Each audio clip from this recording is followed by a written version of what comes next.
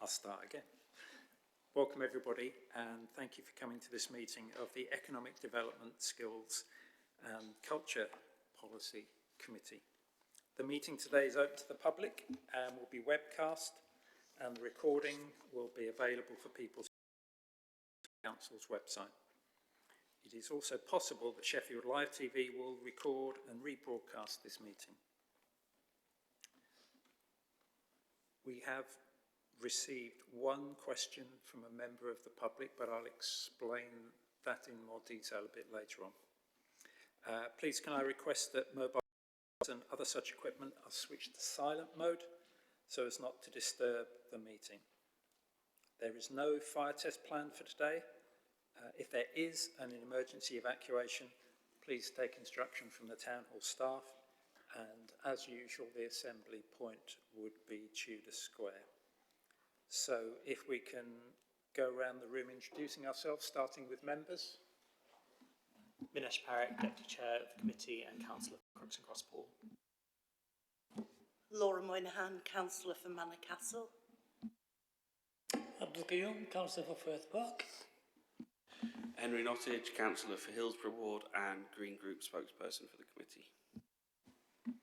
Brian Holmshaw, Councillor for Brumhill and Sharrow Vale. Councillor Terry Fox, Councillor for Manor Castle Ward. Barbara Masters, Councillor for Ecclesall Ward. Curtis Crossland, Councillor for Bayton Ward. I'm Martin Smith from Durham Totley, Chair of the committee. Would officers like to just introduce themselves? Good afternoon, I'm Robert Parkin, Legal Advisor to the committee today. Amanda Clayton, Democratic Services. Kate Martin, Exec Director, City Futures. Thank you, and other officers can introduce themselves when it gets to the relevant part of the agenda. Thank you very much. So, apologies for absence. We don't have any of those today. Exclusion of the public and press. There are no items that require that today, I'm glad to say. Declarations of interest. Do any members wish to declare an interest on any item on the agenda? Councillor Nottage. I own half of a business that received a carbon audit under SPF that's mentioned in the supplementary agenda, but no financial sort of assistance. Okay, thank you for that. Anyone else? Super. So we look then at the minutes of the previous meetings, which was held on the 20th of December 2023. Are there any matters arising? Are we happy that that's a true record? I'm seeing nods of heads, so we'll take that as a yes. So, public questions and petitions. As I said briefly earlier on, we have one question from a member of the public. There were a large number of questions submitted to the S&R meeting this morning. Quite a lot of those were declined and redirected to committees. We have one from a Mr. Russell Johnson concerning the contract that was awarded for the branding work for Sheffield. The S&R meeting only finished about an hour ago, so if you're watching Mr. Johnson, rather than giving you a rushed and potentially inaccurate response, I'll be replying to your question in writing, and if you have any follow-ups, you're very, very welcome to attend the next meeting of this committee. But as I said, I would rather give you an accurate answer in due course rather than rush it and then have to make a correction. So I do hope that's okay, and if you are watching, thank you very much for your question. We have no questions, no written questions from members of the committee, which our work programme, which is on page 17, which starts on page 17. Amanda, do you have any, can you take us through that? programme is on page 17 of the agenda. You'll see there are some new items both for this meeting and for the March meeting, which is our final scheduled meeting of this year. There was a referral from council that came to me after the work programme was published, so that is for us to consider, which does state that they request the Economic Development and Skills Policy Committee to consider adding to its work programme the completion of the Green Jobs and Skills Strategy initiated by Greens during the Cooperative Executive. So that's something for us to consider and add to the next work programme. And if anyone has any questions. Thank you for that. Let's take, so Councillor Perek, is it about that specific item, or should we take that specific item first and then go round? So any comments on that green skills item? Sorry, Henry, were you indicating on that one? I had a question about a different item on the work programme. I would welcome the Green School Strategy coming on. Okay, thank you. In which case, then we'll go with Councillor Perek and then Councillor Nottage. Thanks, Chair. I mean, on that specific item, I know this was previously discussed and we, as a committee, voted last year to roll the Green Jobs and Skills as something that was core to the wider Jobs and Skills strategy. My understanding was that the committee was still happy with that agenda, and I think that makes a lot of sense because Green Jobs and Skills should be core to any employment and skills strategy. And I don't think there is a benefit to a standalone one, but if members would prefer to consider that, I'm happy to have the discussion.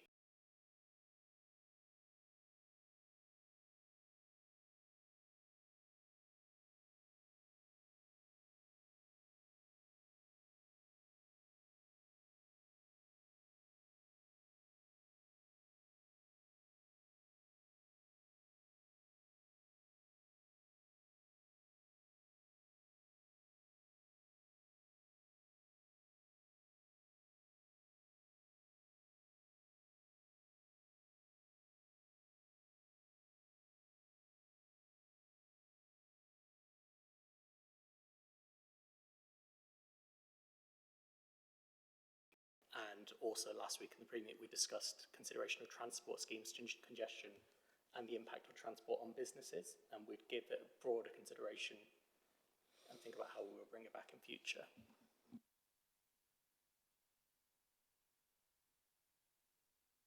Okay, thank you for that. I've got some personal comments on that, but Henry, do you want to come in at this point? Thank you, Chair. So I had a question about the description of one of the items on the work plan for the month. This out very briefly. To seek approval from this committee that the proposed structure is in the best interests of Hillsborough Park charity, which I feel is within the remit.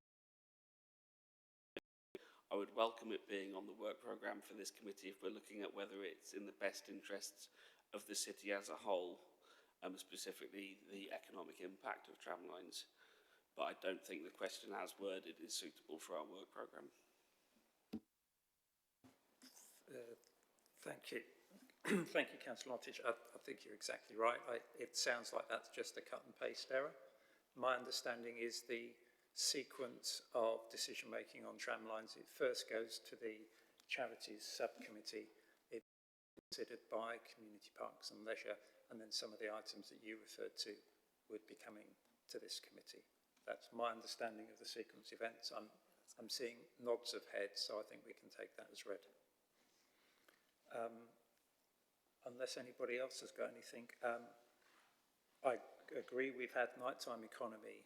It's been on the agenda for some times, particularly with the LGBTQ quarter. I think it would be great if we could bring that back as early as possible. So I'm mindful of the pre-election period, so perhaps for the first meeting after the local elections, if we could have that on the agenda for whoever's here then. Is that possible? Because we need to get that one sorted. Social enterprises, I personally agree with you. We've spoken often in this committee about how social enterprise is a real strength of Sheffield. I think it would be good to bring that back. Also, there was a revised contract of support funding that was awarded during the last year, so at some point it would be good to review how well that's going. The transport item, that kind of feels like it's partly us, partly TRC.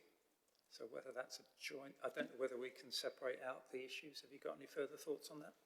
Yeah, so I don't know if Councillor Notch has any further thoughts. I know the three of us discussed it in the pre-meet with a view of we should look at transport issues and how that is impacting businesses and look at what kind of transport schemes might be needed in and around to support our local economy, making sure that we do keep it with an economic development viewpoint and cultural viewpoint as well.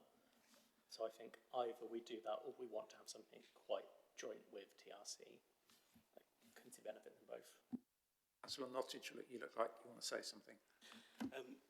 Yes, just to say that I think the economic impact of lost time stuck in traffic, ineffective public transport is within the remit of this committee, but then how you fix that problem would be within the remit of the Transport Committee.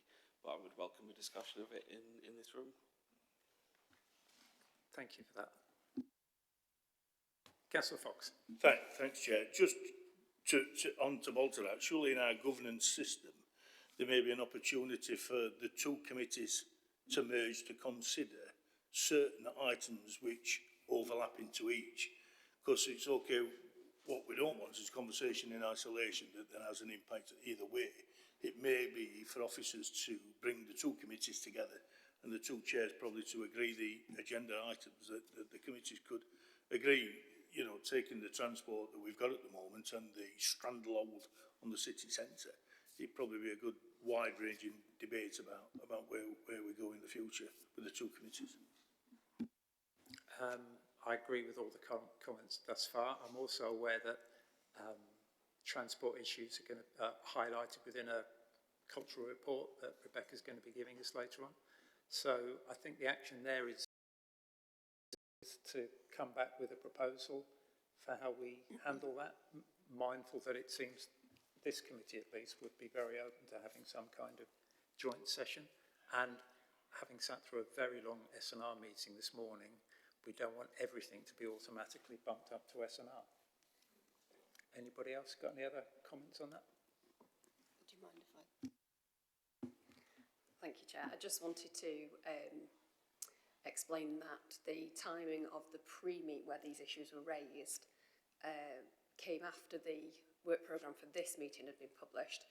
And of course, Diana wasn't there, neither was myself. I have since received notes and entered specifically the three items that Manesh had mentioned onto the work programme for the next meeting. So they're already sort of in the pipeline. We just need dates by them, which I'm sure Diana will supply as soon as she is back in the office. So. It's all so straightforward in local government, isn't it? Okay, any other comments on the work programme, colleagues? You making a comment on that, Ben? If this works. Just in terms of the green skills, I'll make sure, because we're expecting an item at the next meeting of the skills strategy, which will have very much green skills at its core. So I'll enforce that with Laura, who will be presenting a paper to really draw that out. On the microeconomy, social enterprise, etc., as you said, Chair, the work with appointing and engaging with consultants to assist the social enterprise, that's now up and running, so we can build that into the presentation, how that's progressing, although it's still early days. On the transport side, the transport strategy is under development still, I think. The new transport strategy, so that might be a way of linking it together with the development of a city investment plan, which will be looking at the economy and how we get people around the city to maximise the economy. So there might be something there which is going to be taking place over spring into summer. So whether that's a formal committee meeting or something else where we bring members in actively involved in that process, but I'll make sure that both Diana and Tom Finnegan-Smith are very much aware of the committee's request to be actively involved in that process. Okay, thank you. So with all those comments, I think if officers can come back with a recommendation on how we build those views into the work programme going forward, that'd be great. Anything else on the work programme, or can we take anything that we haven't discussed as okay? Not seeing signs of dissent, so let's move on. Thank you very much for that, guys. So the first substantive item on the agenda today is a very comprehensive report from Rebecca and others on an update on the ongoing development of a culture strategy for Sheffield. So over to you, Rebecca, and I think you're going to take us through how you want to split this up. Yeah, thank you. Hello everybody, my name's Rebecca Maddox. I'm the Head of Business Development for Culture. So just to give a little background to this report, this is the latest chapter in a story which began in September 2022, when this committee decided to adopt a strategic approach to culture, and that meant at that stage adopting the Sheffield Culture Collective strategy as an interim, committing to creating a new citywide strategy with lots of consultation and co-creation, and also having a more kind of proactive role in applying for funding and finding the kind of funds that could be diverted into arts and culture in the city. So there's been a couple of other updates since that time. Next chapter.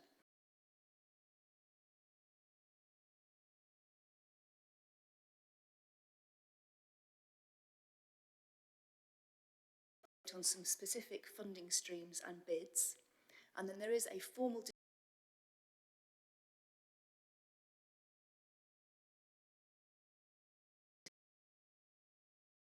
to keep everyone on their toes. I'm actually going to start and go through these so that you can hopefully understand your decision first. So if you'd like to turn to page 38, and this talks about some project feasibility funding for the Harmony Works Music Education project. As the report here explains, in 2022 the City Council was given a really very lovely chunk of generous funding from South Yorkshire Combined Mayoral Authority called Gainshare, which was used to create a project feasibility fund of more than £6 million. So that allows the council to develop concepts and ideas into tangible projects. So it's very much a development fund. And that's been used within the council for a number of projects, but we also encourage certain external projects that we're really in support of to apply for that funding too. I think many of you probably know about Harmony Works Trust. This is a brilliant project that is looking to transform a beautiful heritage building just opposite Ponds Forge into an accessible music education hub for the whole city and also for the city region as well, because it's on the tram route, it's very near the railway station, it has excellent public transport, it also has adjacent parking. So that will be a place where music education can really flourish. There'll be a number of music organisations based there, and it will also help to regenerate Castlegate. It will reuse this amazing building.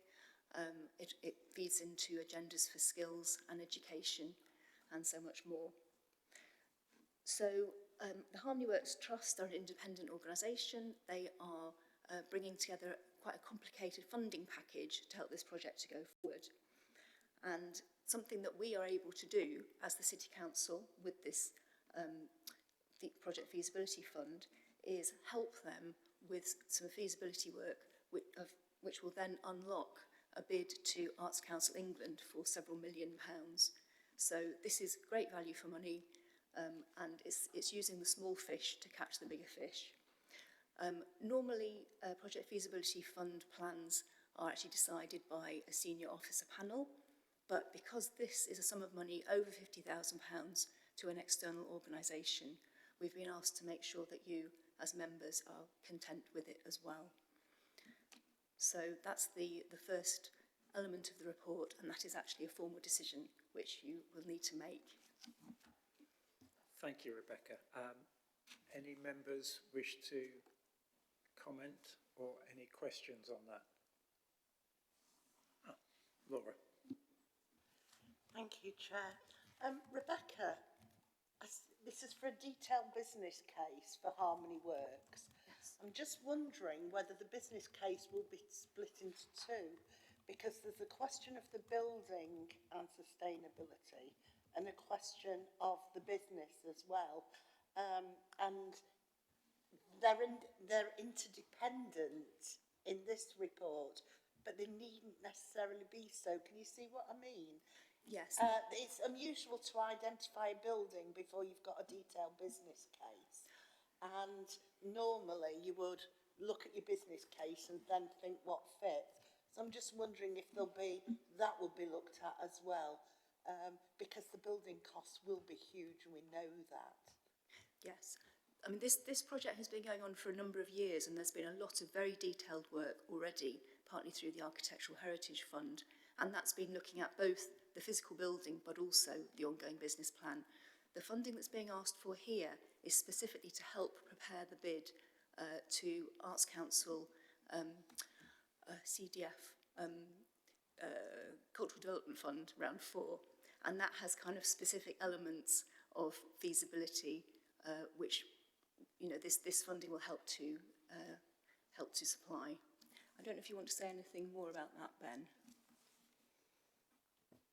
Try. Yeah, the proposal which has come to us is to address the whole package. So as Rebecca said, our funding through the feasibility fund is largely looking at the building, but set out a sustainable entity going forward, supporting not just the arts and music scene in Sheffield, but across the culture. So other partners involved, like the Combined Authority.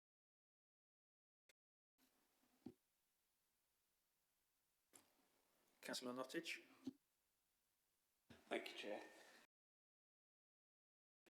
The capital project that I mentioned in 1.4.3 of £16 million would be, I guess that's a very rough estimated cost to deliver the regeneration of Harmony Works. And would that all be coming from CDF round 4, or is some of that coming from the capital capabilities of PFF? It won't be coming from PFF. It will, part of it will be coming from CDF4. Part has already been secured or largely secured through Heritage Lottery Fund. It's very much a kind of tapestry of funding, because it's quite a large amount of money. Faceted project that, as I say, covers, you know, skills, education, young people, heritage, regen. You know, it has a lot of elements in its own right. So I'm pleased to say the project team working on this are the most unbelievably professional and capable bunch I've ever come across. They really know what they're doing, and they have very credible plans and have worked really hard to get to this stage. So I would certainly, you know, commend this to you. So as much as we're at feasibility stage, that we have fairly high confidence that that 16 million is going to be deliverable? Yes. Brilliant, yeah.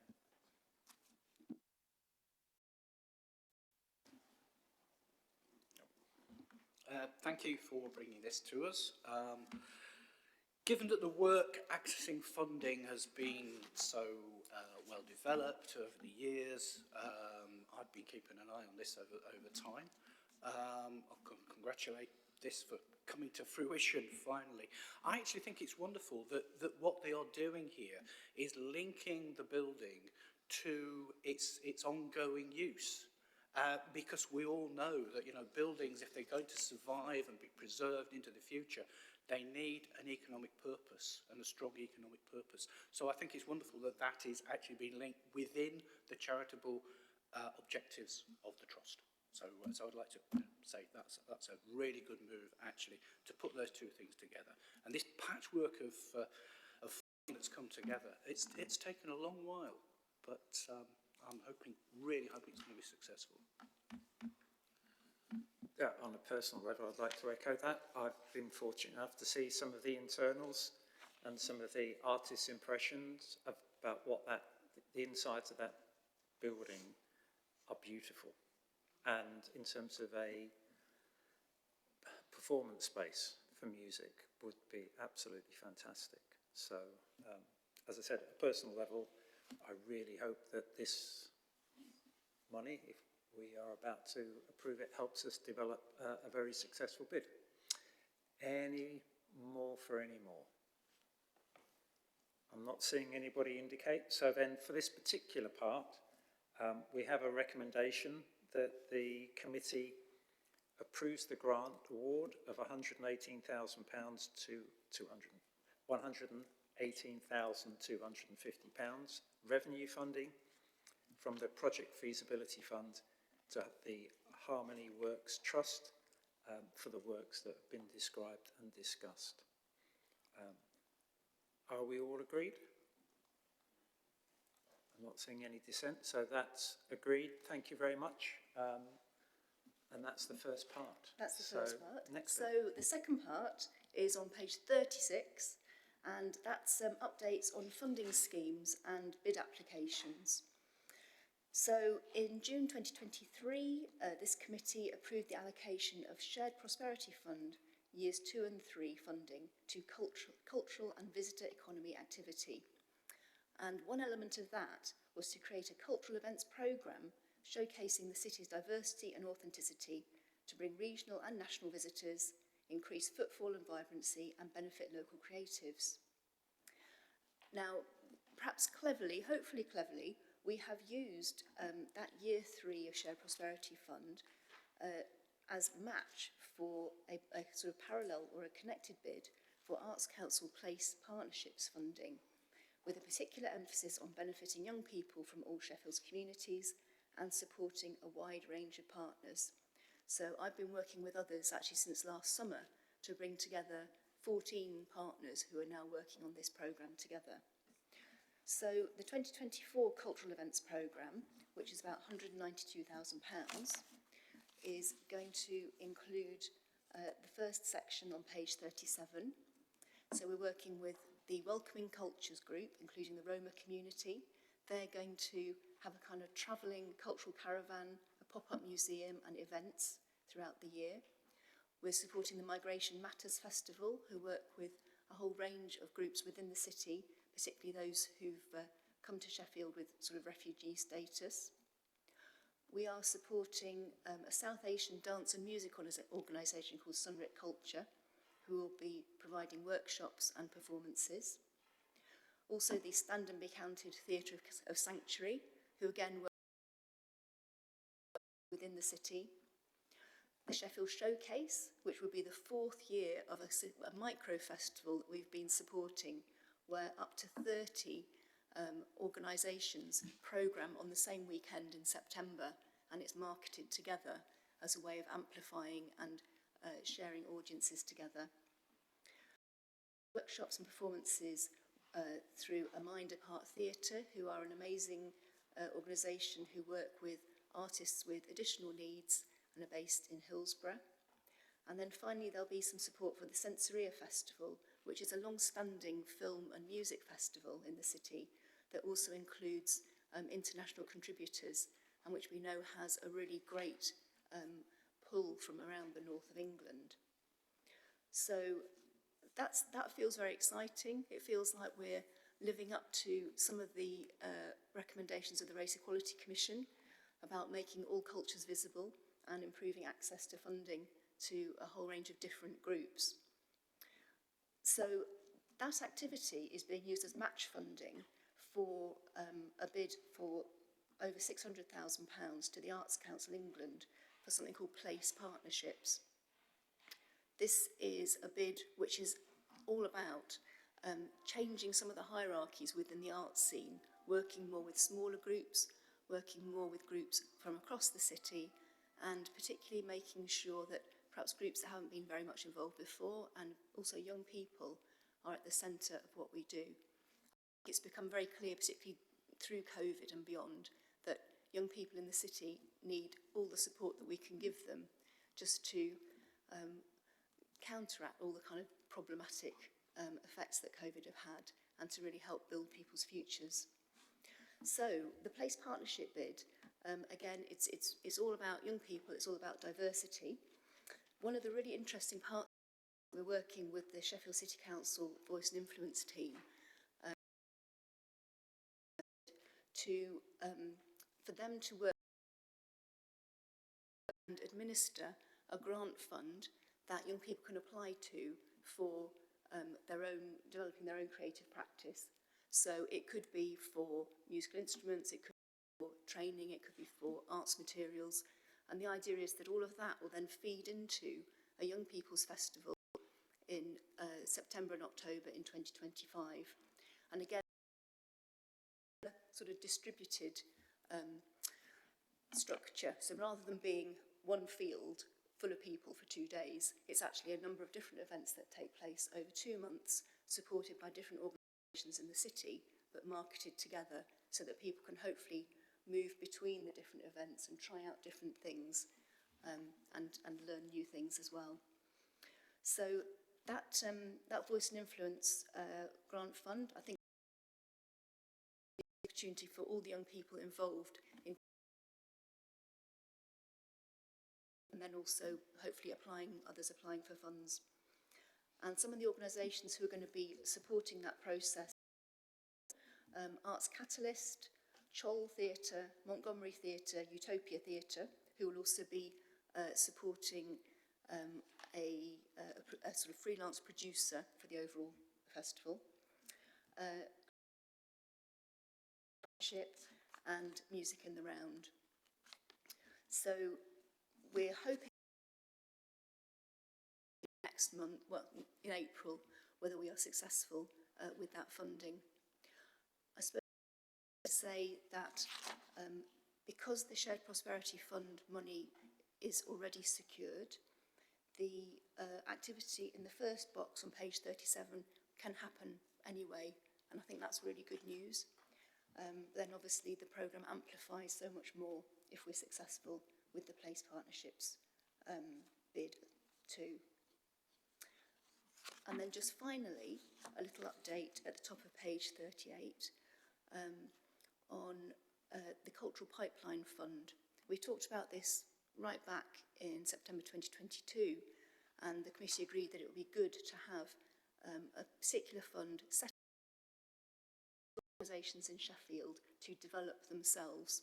So the money is not about putting on programmes of activity, organisations to develop and grow, particularly those who perhaps have felt under-supported in the past. So we were able to use the project feasibility funding, which is that same pot of money that you've just allocated for Harmony Works, to set up the Cultural Pipeline Fund. That's £250,000. There's an officer in post. The first round of that is now open. March on that first round, and then there'll be a second larger round in autumn of this year. And this is very much about helping to develop the sort of the infrastructure of cultural and arts groups in the city so that they can then go on to apply for other funding and actually have the kind of the business planning or the architect's plans or the, you know, the different information that they need to build themselves.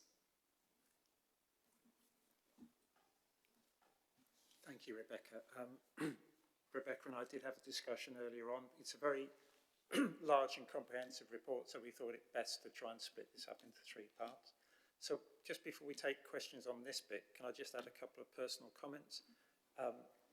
Anyone that attended the fringe events associated with the MOBOs will have seen firsthand the power of a cultural event to bring people together. Particularly the event in the Winter Gardens. I've been in Sheffield 28 years. That was the most impressive event I've seen, and we cannot underestimate the power of things like that to bring people from all walks of life and all parts of our society together. It was absolutely brilliant. So everybody that helped organise that deserves our thanks. So enough of me chatting. Any other questions on that section, colleagues? Councillor Nottage. Thank you, Chair. Thanks, Rebecca. It's a proper smorgasbord of incredibly positive things you've just detailed. And it's great the way that we've got a planned programme of events that's in the bag and it's definitely happening, and we've match funded against that. In terms of the match funding, as much as we're very close to having a decision, has there been any early indication on how that bid's going? And in the terrible event that it didn't go through, have we got a plan B for making all of this happen on the bottom half of the page?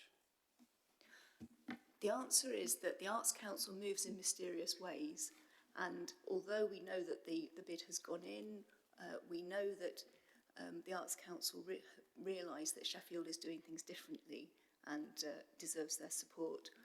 I would not bet my life either way. I think we need to just wait and see. However, if we're not successful, I think the partnerships that we've developed through this process will stand us in good stead. And I think there are ways that we can look for other ways of supporting some of this to happen, possibly, with individual bids for different things. But absolutely, we want to build on this, and whether the funding is successful or not. Okay, well, I'll have my fingers and everything else crossed.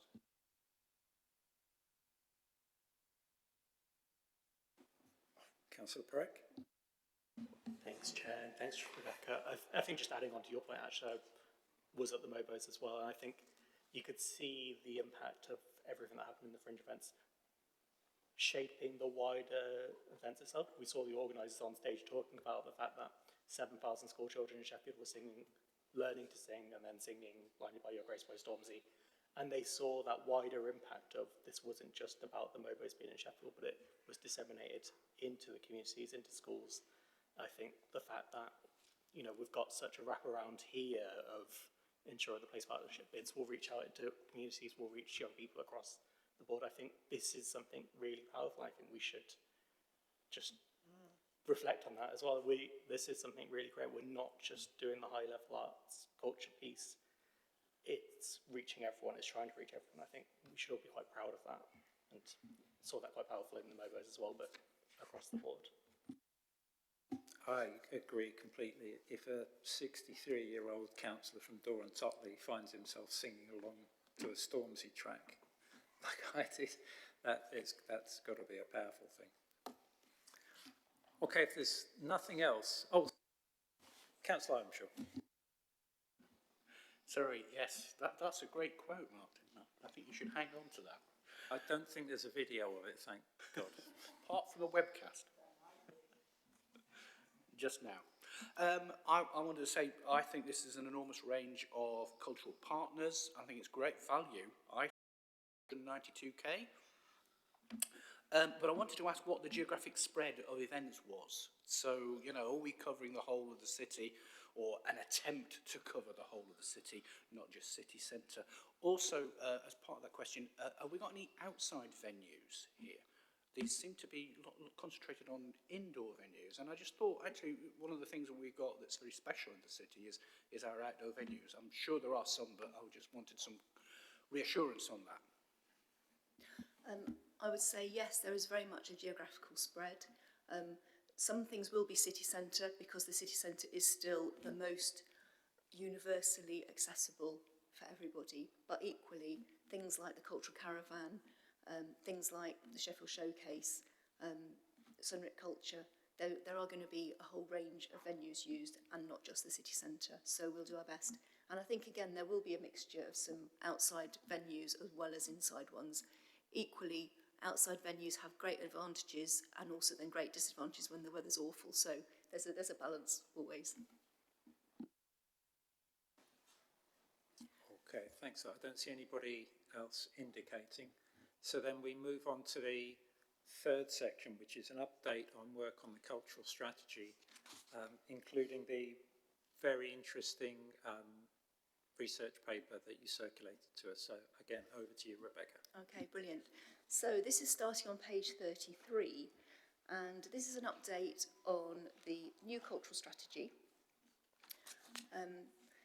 The strategy was commissioned through an open process. We had actually quite a lot of interest from across the country, and there was a detailed process of whittling down those applications to a bunch of people called 4th Street Place Consultants from London, who've worked in Sheffield a lot, and also working in partnership with Opus Independents, who are based in the city. So we have a really strong team and a really strong emphasis on consultation and co-creation. We also have an advisory task and finish group who meet every month to help steer things, and that group has been created very deliberately with a spread of different kind of art forms and a spread of different sizes of organisations, from individual artists, smaller organisations, more community-based organisations and larger ones as well, to get a whole range of voices. And there is a list of membership in Appendix 2. The first phase of the engagement process was actually to ask the sector how they wanted to be engaged with, which has been helpful in trying to sort of create focus and ground rules and to build trust, because there hasn't been a cultural strategy really for more than 10 years. The Culture Collective strategy was great as far as it went. It was created by a small group of people, not in a very co-created way. This one is completely different. So we've already had 200 people engaged in the process of helping to sort of draw up the groundwork for this. There's been some initial findings at the bottom of page 34 about ensuring that the strategy is seen as sector-wide, that a whole range of engagement methods are used, and that results are shared transparently. And it's worth mentioning that on the City Council's Have Your Say website, all the documents from the cultural strategy are actually on that website, so they can be accessed by anybody. The next phase of the engagement will include public workshops, themed group sessions, one-to-one interviews, some small group conversations with particular bits of the sector, consultation sessions with young people, other communities who may have been overlooked in the past, and then there's another sort of open survey as well. So that will happen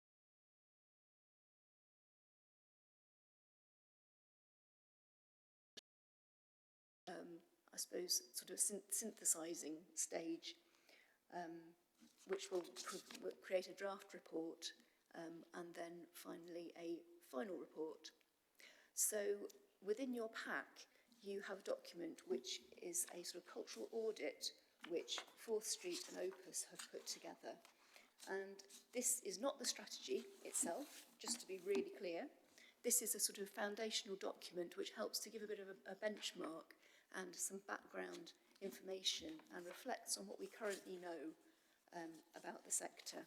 If you want a quick snapshot of what's a fairly detailed document, I'd go to page 52, and that talks about key findings. That talks about how much economic value there is in culture in the city, how we actually don't get as much external cultural investment as other cities. We have an amazing music and performing and visual arts sector. We have lots of freelancers.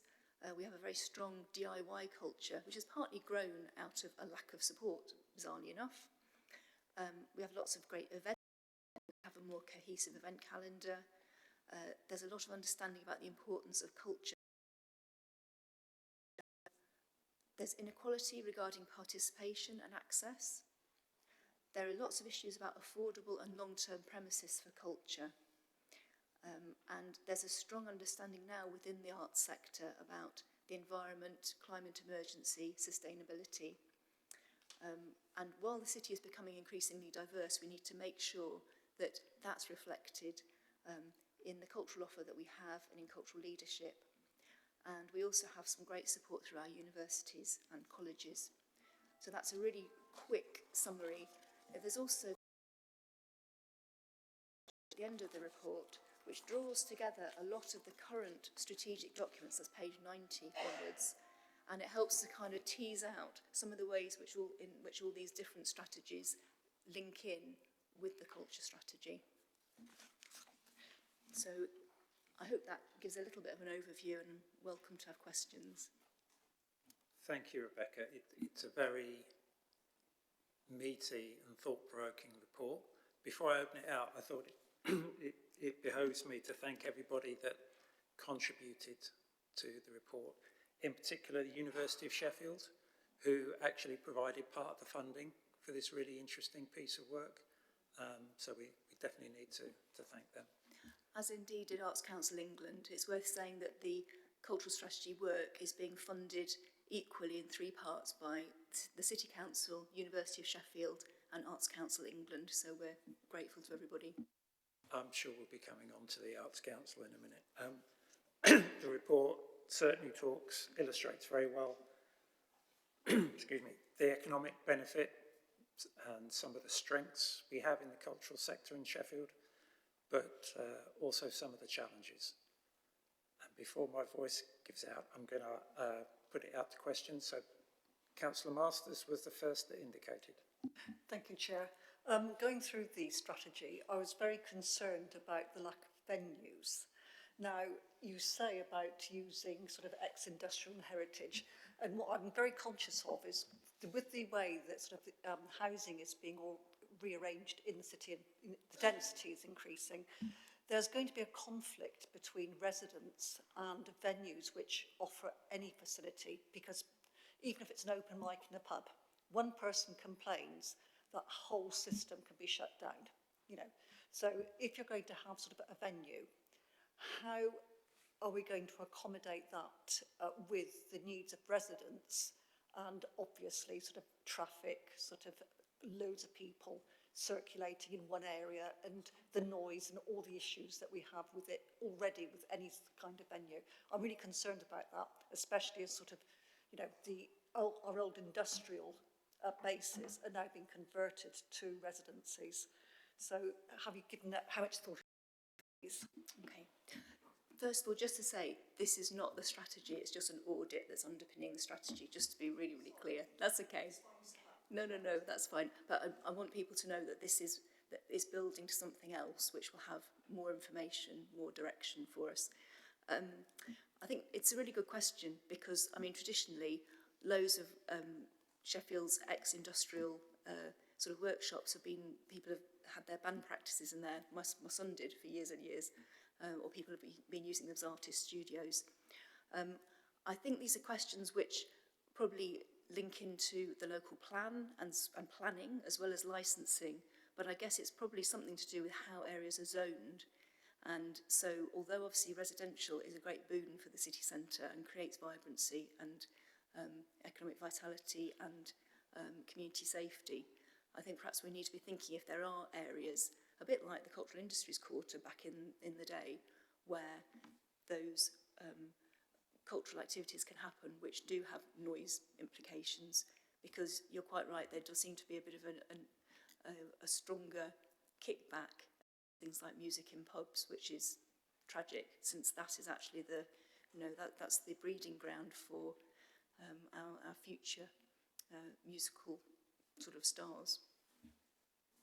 Yeah, but it's not being addressed anywhere because it is, I suppose it's the small venues where people start out, you know, whether it's poetry reading or sort of whatever kind of music. I've heard of 2 instances recently where there has been a huge conflict with a new resident moving in and then objecting, and one objection can close something down.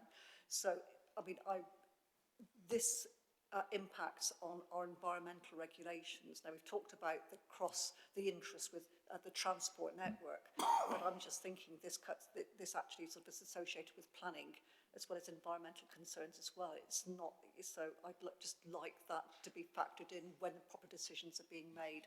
Thank you. Yeah, certainly. And just to say, the issue about sort of cultural premises and how often groups are using things on a meanwhile basis and they don't have much security of tenure, that's sort of touched on here, but I think there'll be much more about that in the final strategy report because it's so important. Thanks. So to share things out, we'll go Laura, Curtis, Henry, then Minesh. Laura. Thank you. This is really comprehensive, and that's part of my concern. It's so broad. I wonder how we're going to manage each strand, where the challenges are, and also some time frames, because we're talking about premises, we're talking about marketing, we're talking about skills development. It's so broad that we could get lost in it. So I want some reassurance really about how we break it down into chunks and then bring it all back together, and also how we're going to keep to a realistic time frame. But on the plus side, it's an excellent report. Thank you. And as I say, this is sort of underpinning information which will then go into the final strategy.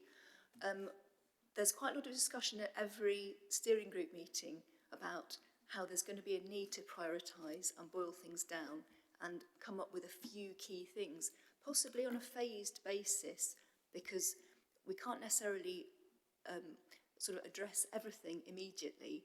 But I think, you know, given that the strategy document will be for sort of the next 10 years, we can hopefully put in some staging posts of these are the first things to look at and these are the things that we can move on to. But I totally agree, it's a very broad area of work, and when you start thinking about it, it becomes more and more broad, especially considering we're trying to create something that's going to be useful for individual artists and freelancers, as well as our bigger cultural organisations. But I think it's worth the endeavour, and we will have travelled a good way in doing it. Thank you. Curtis, you're next up. Thank you, Chair. I'm really happy to see this making progress because, as you said, we haven't had a strategy in 10 years or something. So, as a city, we do need to know what we're doing. Like, it's common sense, really. The report itself does highlight inequalities to accessing cultural assets across the east and the north. But in the southeast, we do have Burley Spa Bathhouse, which is a massive cultural asset and one of the only buildings of its kind in the country. But unfortunately, it has been left to ruin, despite the local community ready and able to take it on, and they want to see it flourish. So while I'm happy to see the cultural infrastructure in this update, I do think we need to see something about how we as a council can, in light of like the Market Tavern, Rose Garden Cafe, Beach Chief Abbey Barnes, we're just seeing some of our older cultural assets not on. So I do think we need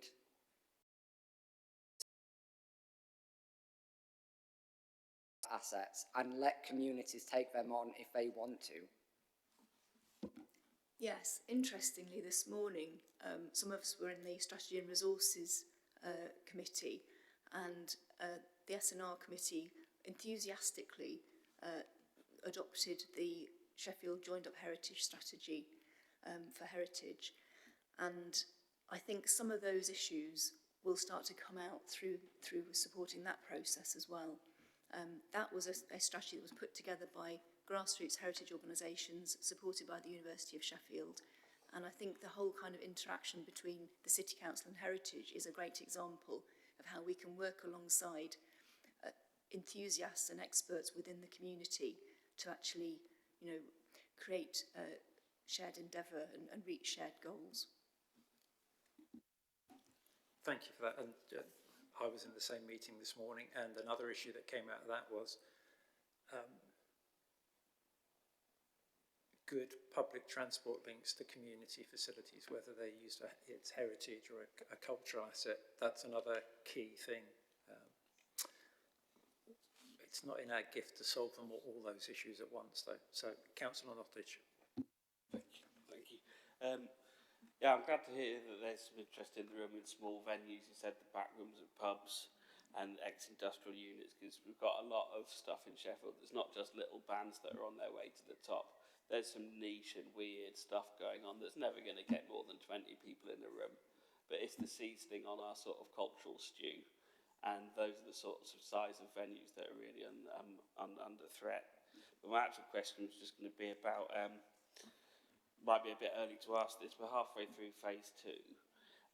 Has there been any sort of significant extra threads or areas that have come through from the consultation that weren't part of the initial strategy that we adopted from the Culture Collective? I think it's partly that the Culture Collective strategy was created in quite a different way, and it's it was a strategy for the Culture Collective that's a body made up of private sector, university, health and cultural organisations, and was quite limited.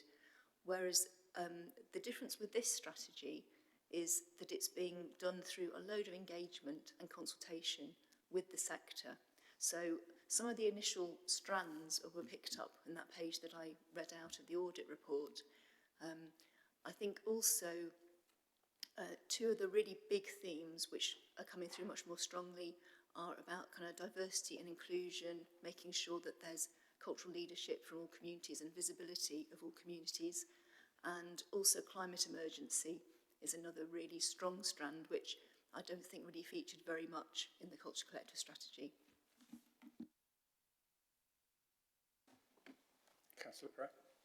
Thanks, Chair, and thanks, Rebecca. Just on Curtis's point as well, I know there's a new community buildings policy coming to SNR next month as well, so it might be worth feeding in some of those views to that. Just want to say, obviously, this is one of those issues that is really nice to discuss in the Chamber because we're all quite unified on the need for a culture strategy and seeing it developing. I know many of us have been here since that September 22 meeting, and it's been really great to see it progress. There's a lot in the update report to look at and think about and digest, and I know we're going to pour over it for many weeks to come, maybe. The thing that stood out for me is both that figure of over 900 million GVA created through the cultural industries, which is impressive. We know it's impressive, but I think for all of us, we know that the value of the culture sector is more that it grows the soul rather than it is a growth economy, and I think that's why it's really valuable, and I think that's why we're all in this room and in the city pinning a lot of hopes on what the strategy and also the partnership working to create the strategy can deliver. We know we want to see more funding unlocked for the city and the sector. We want to see a more resilient sector. We want to see better health outcomes across the city. I think it's, we haven't picked up on this yet in the debate, but there is a challenge for us in the paper from the culture sector about the historic lack of leadership and investment of the council. It's something I know we're all aware of, and the reasons for that, the austerity challenge we face over the last 14 years.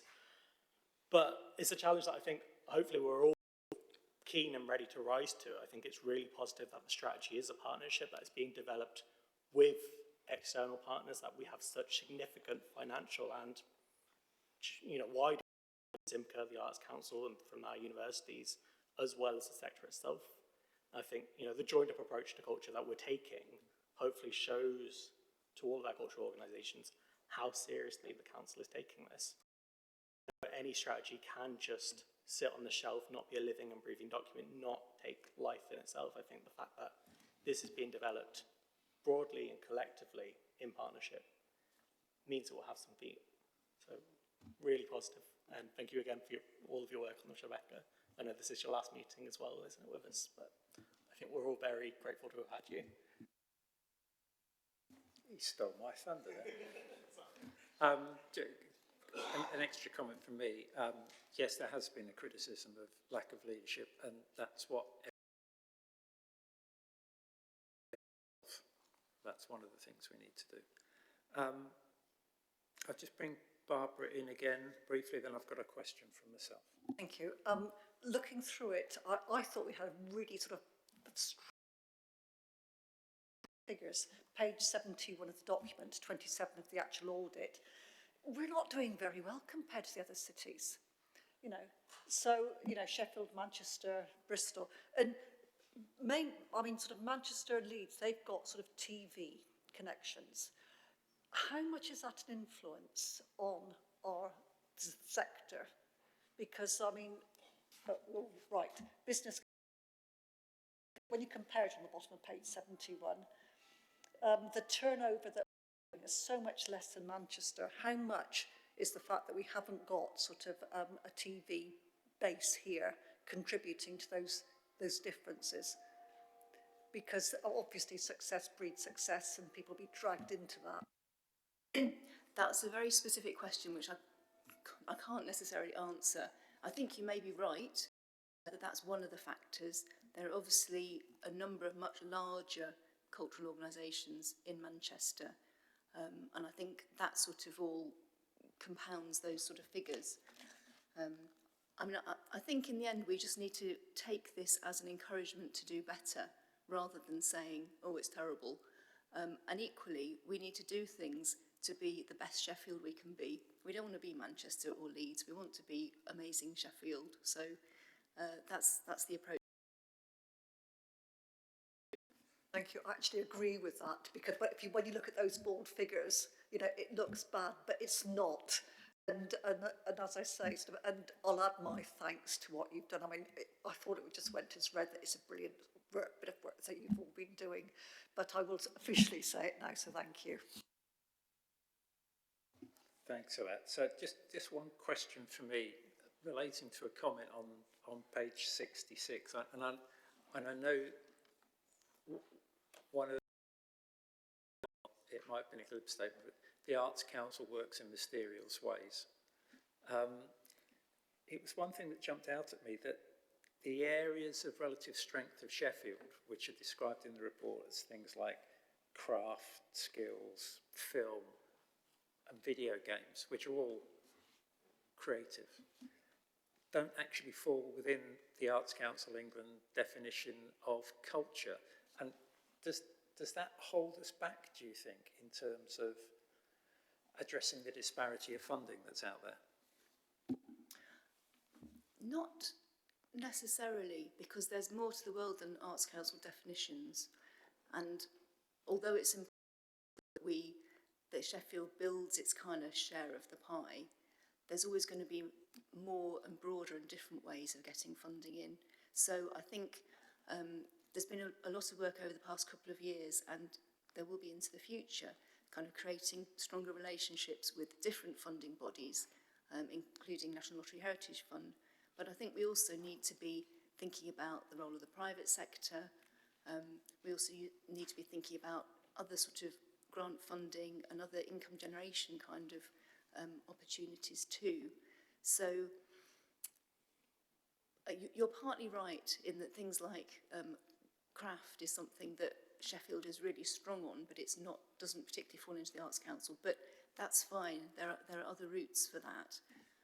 So I think it's a case of being able to kind of match the best support mechanism for the different strengths that the city has. Thank you, that's a really good answer. If there are no more questions, that goes to the recommendations.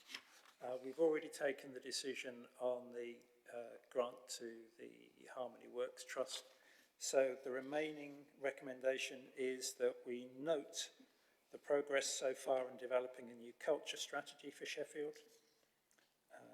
We also note the details of the Shared Prosperity Fund Year 3 Cultural Showcase activity and the detail of the Place Partnership bid, which was recently submitted. Are we all happy to note those? Thank you very much. And just to reinforce what Councillor Perec said, your last meeting before this committee, thank you very much for all the work that you do. Thank you very much. It's been a real pleasure working with this committee, and thank you for all your support for culture, both in the past couple of years and into the future. Thank you.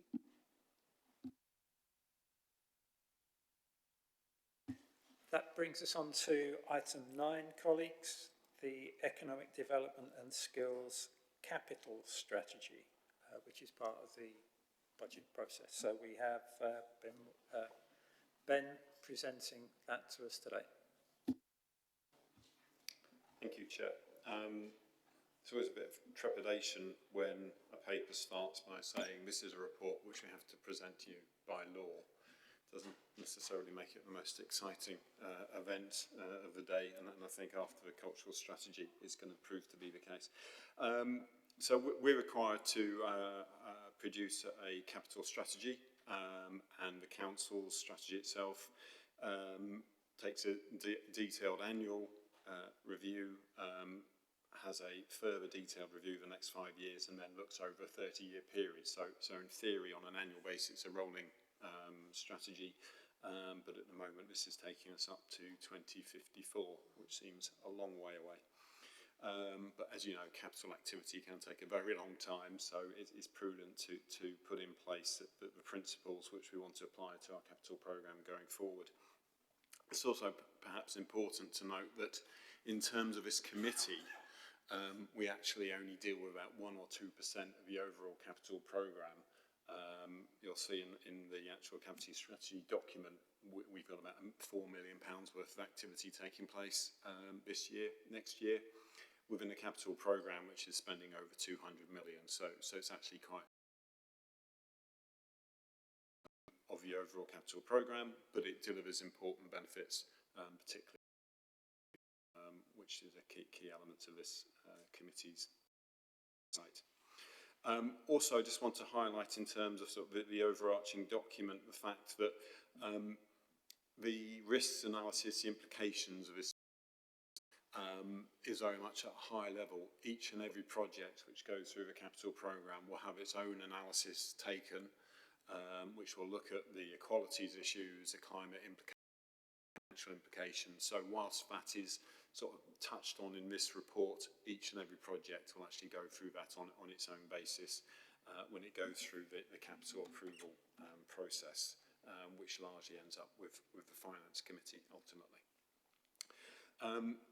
Just going to touch on the actual capital strategy document itself, which hopefully you've now received. It was missed off the main pack, but I know it's been sent out in the past couple of days, and there are hard copies available. I understand if anybody wants to take one away today.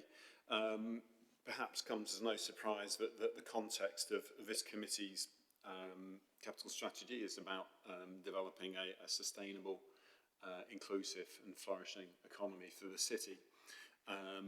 We need to develop that definition, building on the city goals work and the development of the city investment plan. So this will, it will go through further iterations, but I think the basic principles are always going to be on that basis.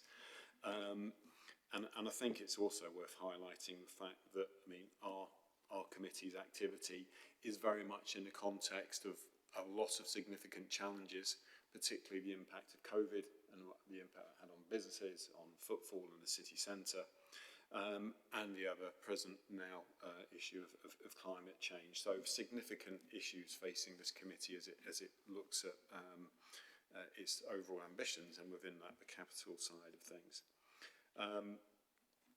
The report highlights a number of key assets which you're all well aware of. We've touched on before. These again, physical assets, perhaps also which isn't picked up in here and perhaps could be improved on in future iterations, is actually also the assets of the private sector. Those businesses, they all have capital assets in one way, shape or form, and actually some of this committee's activity is very much about enhancing those assets through council assets and the physical infrastructure, but it should be also about the physical assets of our businesses going forward and improving those. We also, it's important, I think, in the context of the activity, highlight quite significantly the contribution we can make towards the target of the council, with a number of areas of activity which we have an influence over, some directly, some all contributing towards those elements within the capital programme. And then the final sections of the strategy itself just really highlights the activity we are actually doing as part of the capital programme.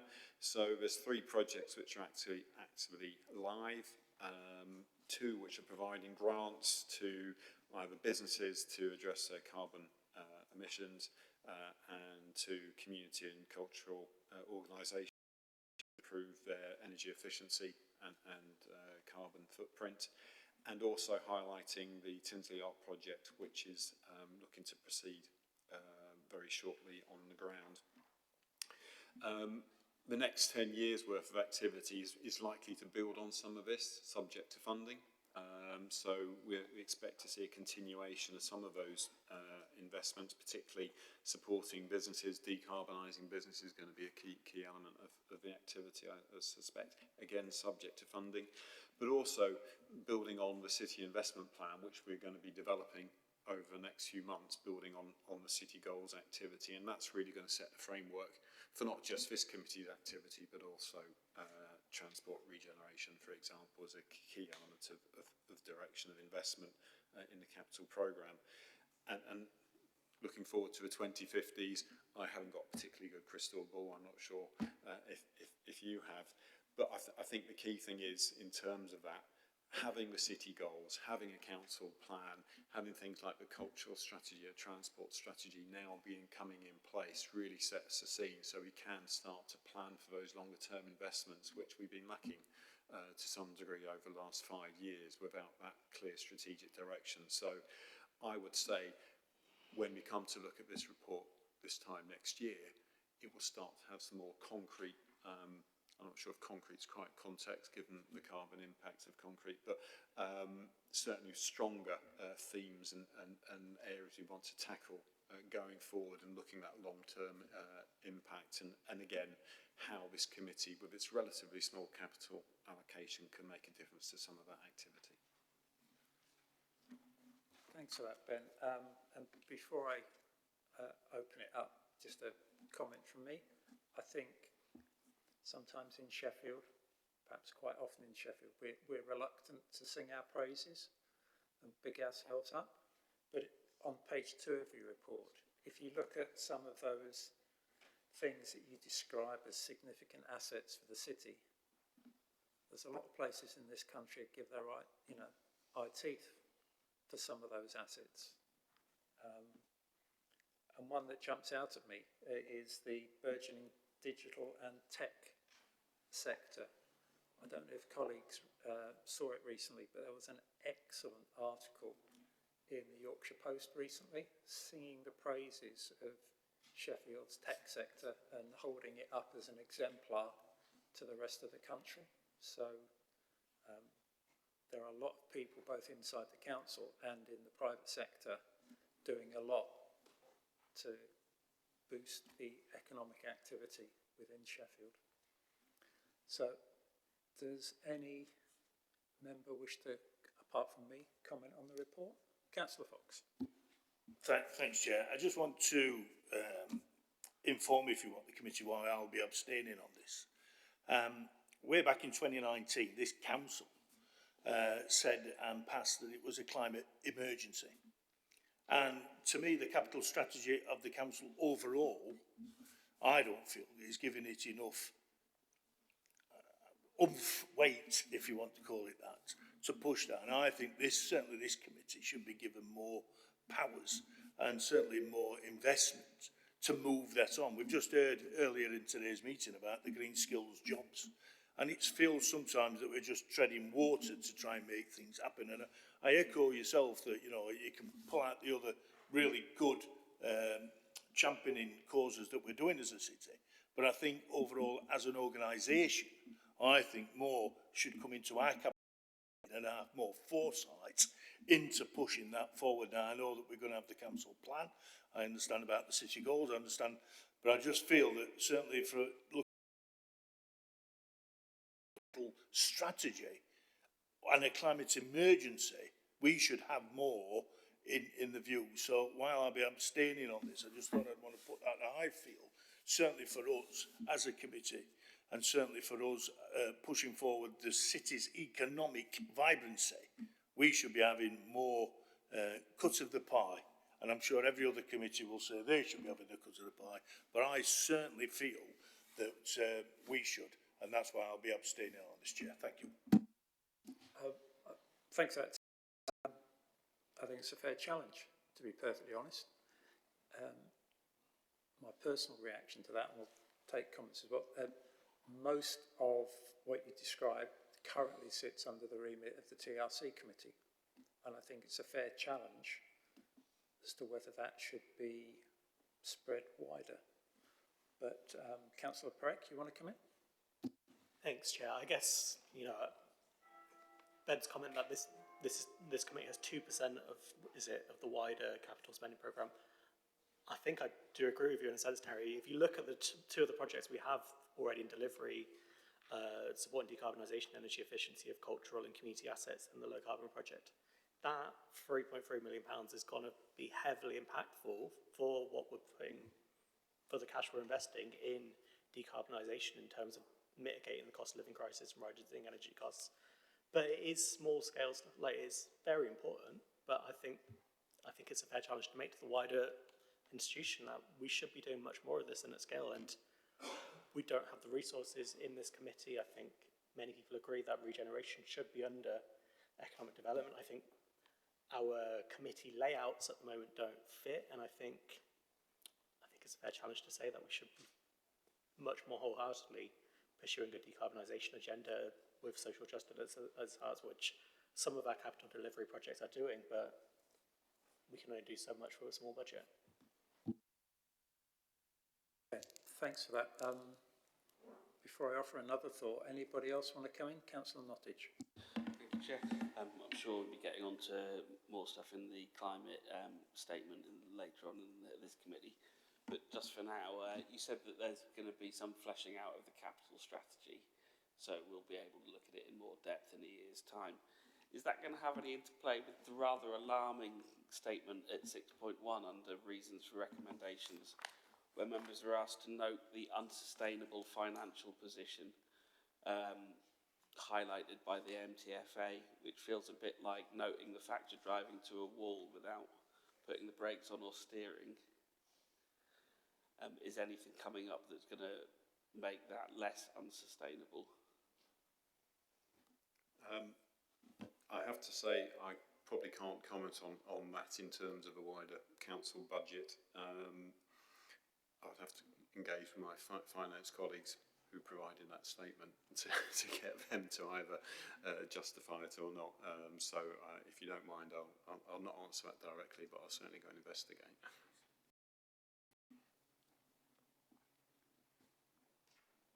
Okay, anybody else? The only other thought that, on reflection, listening to both Terry and Minesh here, is whether that's something I, as committee chair, should take by the governance committee. So at the end of the municipal year, I know there's always a review as to what comes under which particular committee. So I see a couple of nods of heads. Is that something we can agree on? I know it's given me an action, which isn't ideal, but let's do that. Okay, so unless there's anything else you want to bring to our attention, Ben, we have a recommendation.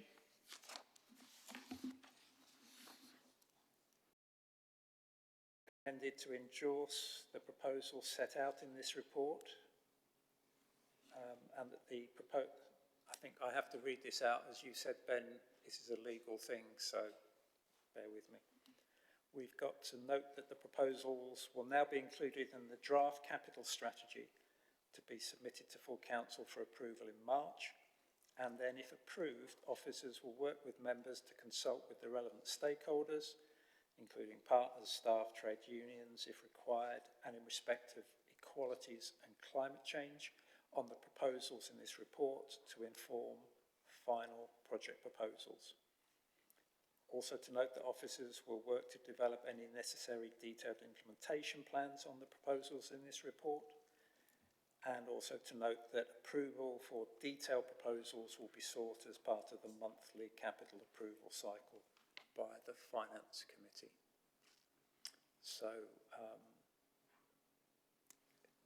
do we agree with those recommendations? I see, apart from Terry's abstention, is everybody else supportive? In that case, that's carried. Thank you very much.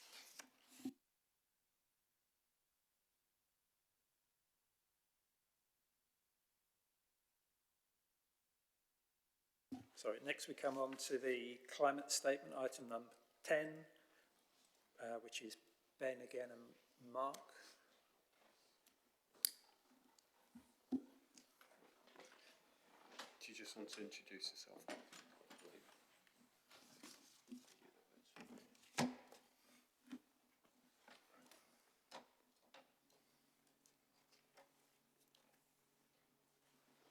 Thank you, Chair. I'm Mark Whitworth. I'm the Service Manager for Sustainability and Climate Change here at the Council. Thank you.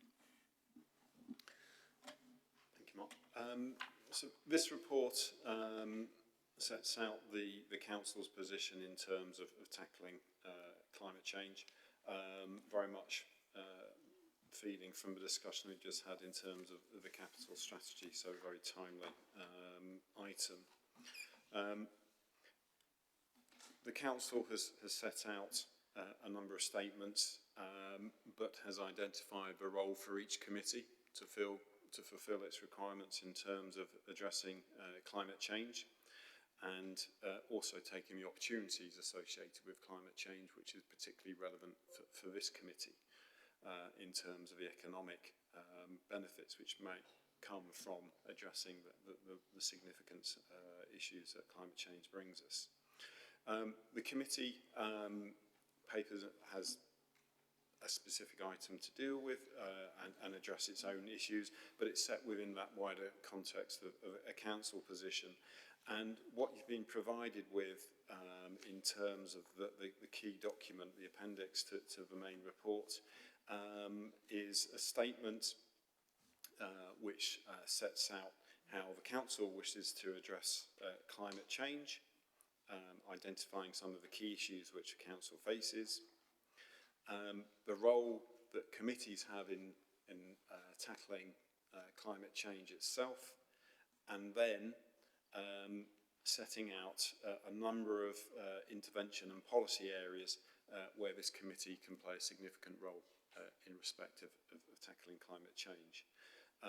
The report, the appendix rather, report details the position we've reached in terms of the context of this committee, and highlights importantly that 27% of greenhouse gases are generated from the business and industry sector within the city. So clear significant contribution towards climate change is a result of activity which sits under this committee. Not that I'm saying you're responsible for it, but there's an influence there to address. And as I said just before, there's also an opportunity, significant opportunity, for economic benefits associated with dealing with the harmful effects of climate change through the growth of new businesses, through creation of new jobs, and associated with that, making sure we have the skills to ensure we can take advantage of those opportunities, and again building on the previous discussion. The role of the committee, a number of areas have been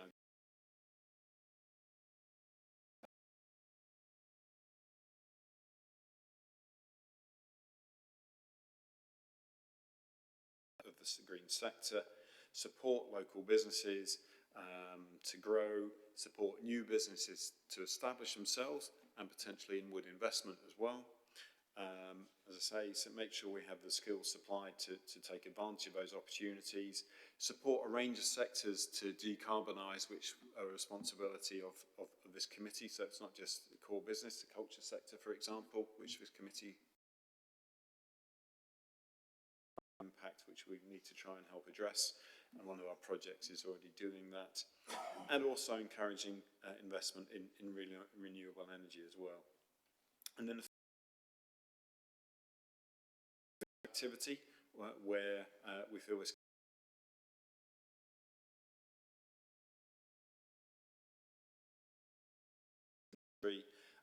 low carbon support program we've already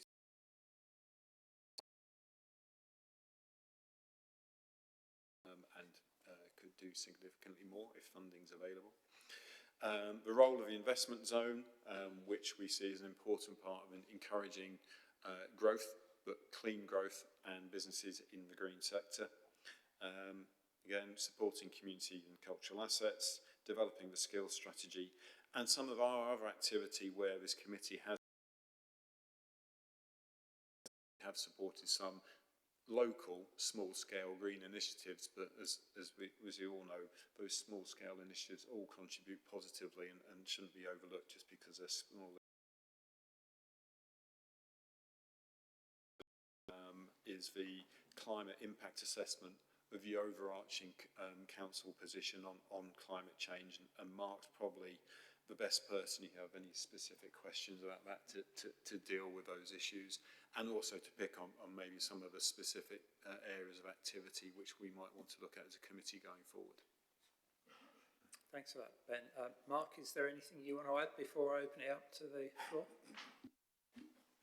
Thank you, Chair. I think Ben's covered all the main points there. I think the background to this, obviously, it's went to Strategy and Resources.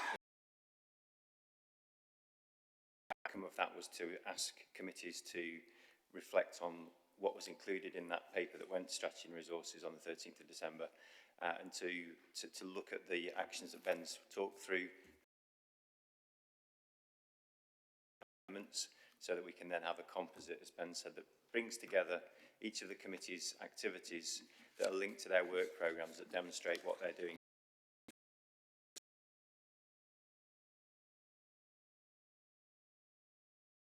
Obviously, the intention through the report was to also address some of the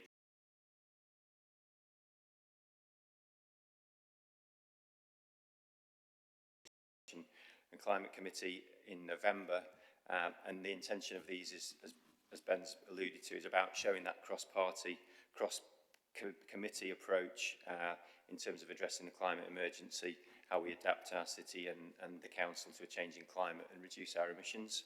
And I think that's probably all, sort of covers the main points there, but happy to answer questions, as Ben said. Okay. Colleagues, any comments? Councillor Nottage. Thank you, Chair.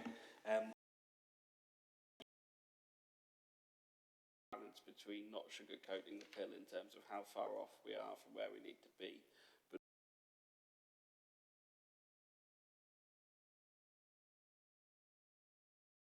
transition properly and early. It's going to be a technologically driven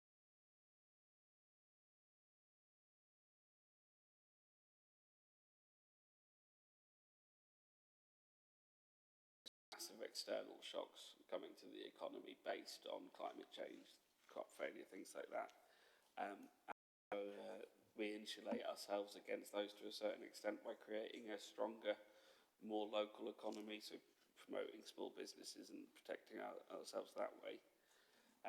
On a very minor aside, as much as we're trying to save paper, the pages 37 are printed so small that I just couldn't read them. So I'd like to sacrifice a few pages on that going forward.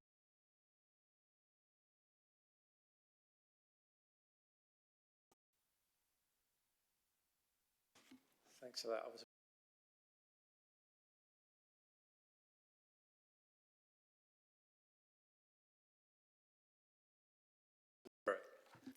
Thanks, and thanks both for this report.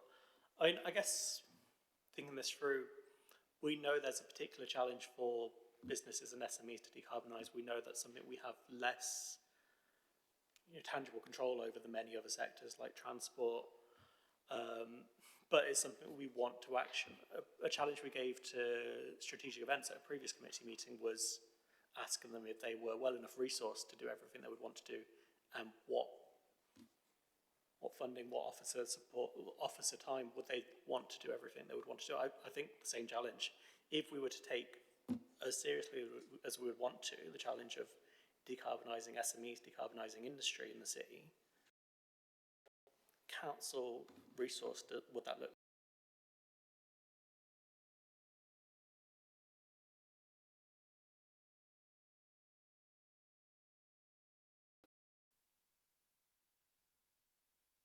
You start, I'll finish. Yeah, I think I think one of the conversations that we had at the TRC, the Transport Regeneration Committee in November, was a similar question around resources. I think there's acknowledgement that there does need to be significantly more resource, both from the organisation and as well looking at the city. I think some of the challenges relate to some of the uncertainty in terms of government funding.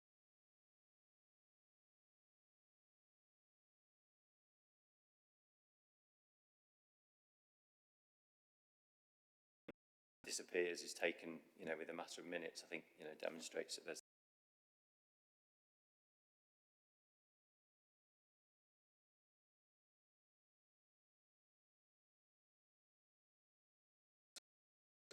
additional capacity into the service. So we've got a new assistant director who will be starting.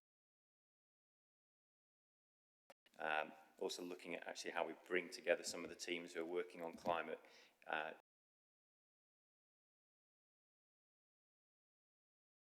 And I think also bringing in additional capacity within the team as well to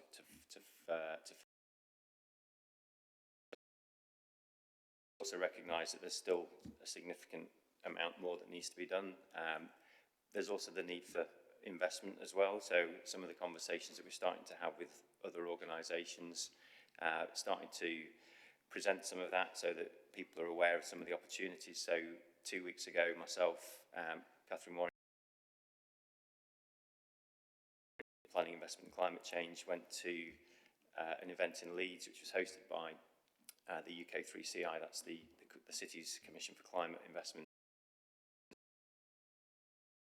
Potential projects, the things that we're looking at doing in the city, again, to make people aware of the need for that sort of investment that's going to be required to address some of the infrastructure and the other elements that are covered there. I think I'll let Ben answer as best he can on the point around the sort of the need to decarbonise business and industry. But I think at the moment there's probably still what we're doing, and Ben's talked through some of those other funds where we're working using, whether it's some of the money that's been invested in buildings, looking at energy efficiency, or some of the other programmes that we've got, like the £3.5 million for local renewable energy fund for community buildings. But I think we know from Ricardo is that that's still not sufficient to actually achieve our 2030 target, which is what the report in November highlighted as well. Thanks, Mark. I think it's a massive challenge. It's a massive challenge for the council to decarbonise, let alone expecting the private sector, community groups, volunteers. Huge challenge, and the resources aren't there to do it as we would like. We do have some programmes operating at the moment. They could be scaled up, subject to accessing additional funds, and that's scaled up in terms of the number of businesses we can. Relatively small scale at the moment, so there's potentially something there, and also expand the remit rather than just largely focusing on the carbon footprint of their buildings. Also looking at their production processes, how can we improve that significantly, and we do touch on that in some of our audits when we go out to businesses, but there could be more to be done there. I think there's also a significant area where could bring much more to the city, both in terms of investment in infrastructure, but also with the combined authority. And also there's some choices to be made where we do have access to resources. So for example, the gain share funding, which we do have, both capital and revenue potentially could be directed to some of these activities. But perhaps in the very short term, we've touched on the use of a project feasibility fund. That's a pot of money which we have available, and if we think we've got some good ideas to explore, either to run some trial projects or just develop some ideas, innovative ideas, get them to a point where we can say, yes, that will work or that won't, then perhaps that's one area in the short term which we can make much more use of in terms of developing those concepts to make a bigger impact. It won't be immediately, but down the line, because I think there's a lot more innovative ways of we might be able to work to bring in private sector funding and support the roadmap to decarbonisation, and Mark can utilising some of that. So I think there's more there we can use and exploit to get us further down the line.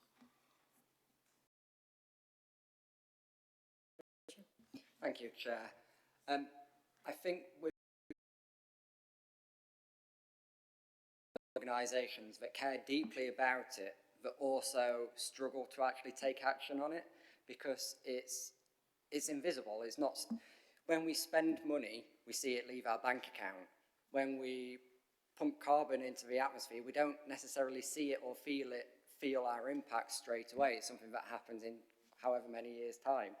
So is there scope for Sheffield City Council and this committee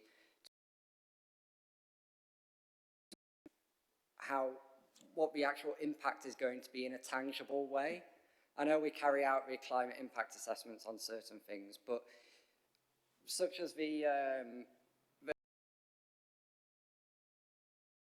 saw how much money we're investing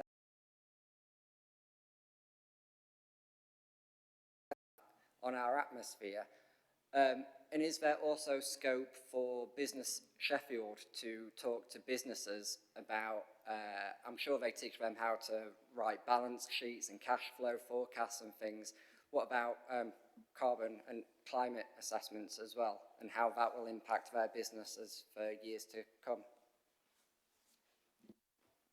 A couple of things in response to that. So the two projects we are actually running in respect to the low carbon support for businesses and the culture and community assets project. As part of that, we will be capturing data of how much carbon will be saved as a result of an intervention. So what will happen is that we will calculate the current position of the property and the business and the activity, and then after interventions which we support through grant funding, we'll have a strong estimate of what the benefits are. I think you still have the issue of saying we've saved, this grant has saved X tons of carbon. What does that mean? That's a problem which we all, I think, struggle to deal with in our own mind. What does 2 tons of carbon saving mean? Your car sometimes tells you if it's got an automatic switch off when you come to the lights, and it tells you you've served 0. Whatever grams of carbon. That means nothing to me in terms of what difference that's made. In terms of Business Sheffield, they are actively engaging with businesses. They're actively promoting the low carbon business support programme. So when we are dealing with businesses, we're making that activity, that project, well aware to businesses. And the first thing that they can do is access a specialist consultant to actually go in and carry out an audit of their business. And then that leads them through to the ability to apply for a grant, potentially to carry out some improvements to their business premises. So that is taking place.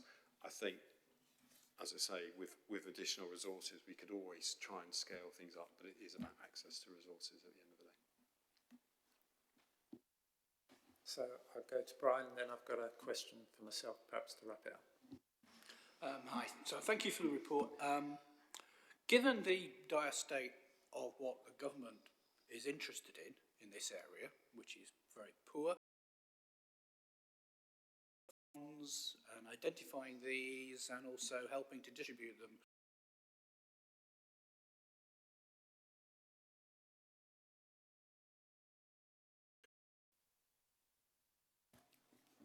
I'll give you my personal opinion.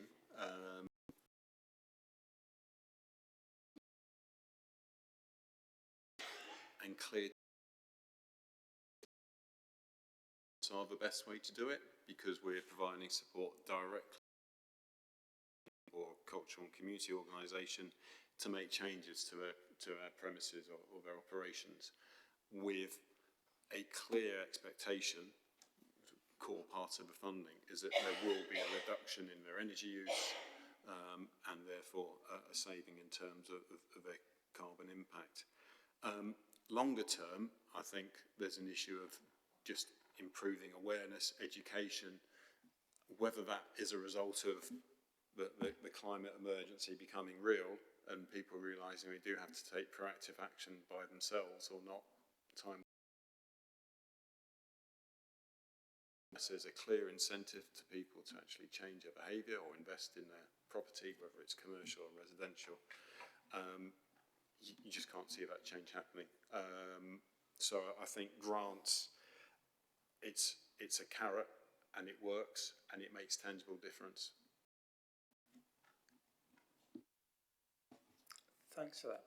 My question was building on something actually that Brian just asked you and something that Terry said earlier. statistic on page 131.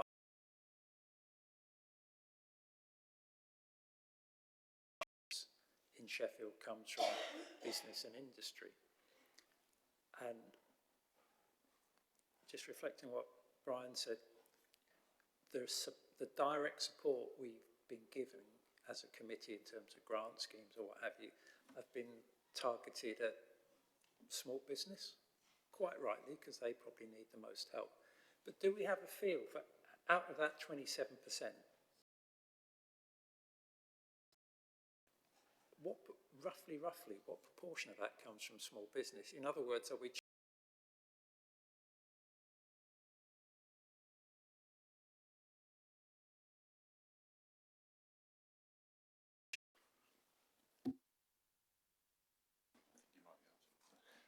So I don't have the information to hand. We are looking at in a sense, a sort of a multi-pronged approach around this, because I think there are, as you'll be aware, there's some very heavy energy users. Lower Don Valley, for example. And so some of the work that we've looked at developing with those partners, both with industry, also with support from the University of Sheffield's, well, the University and Hallam University Sustainability Centre, and with the combined authority, is around actually how we might develop. Initially, we were looking at a local industrial decarbonisation plan, which would work with some of those heavy energy users and understand the opportunities for both what their investment plans look like, because again, some of them are, you know, they are starting to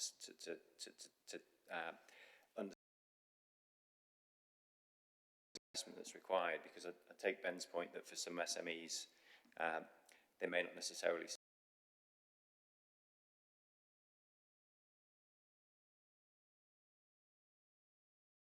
starting to see some of that change. People are looking at connecting, for example, for the heat network, for commercial. Large businesses like Forge Masters are looking at alternatives.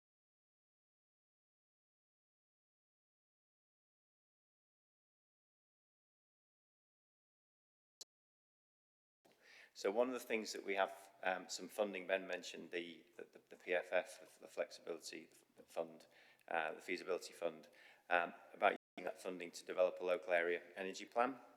And so that local area energy plan will sit as part of the energy route map, but clearly there's a big overlap between the work that sits within the energy route map and what sits within on the top of the list here for your committee statement around the business and industry decarbonisation route map.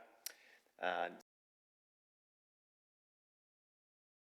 actually how we have those conversations with business, with industry, understand what their plans are, also understand what some of the investment plans are for the statutory undertakers like Northern Power Grid, who are responsible for maintaining that infrastructure, and how we can actually work together. And just to finish, some of the conversations we were having around the LIDP, the Local Industrial Decarbonisation Plan, was about the potential for shared infrastructure. Because again, some of this stuff isn't necessarily something that one business might look at, but if there's a number of businesses that are clustered together, they may look at the potential then to develop some form of shared infrastructure, whether that's to access battery storage or looking at things like hydrogen, for example. It starts to become more, potentially more viable. It will still require significant investment.